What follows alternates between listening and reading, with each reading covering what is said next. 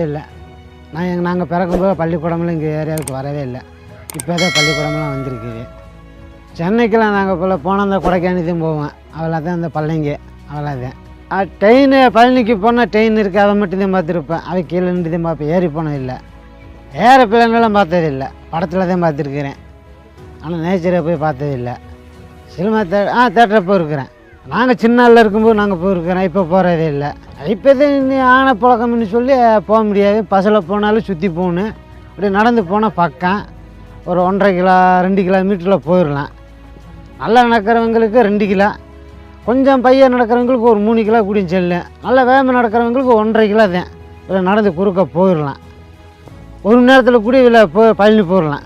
இவ்வளோ பொண்ணு சுற்றி போகணும்னா 4 மணி நேரம் ஆகும். அதுக்கு 10-20 ரூபா டிக்கெட்டு.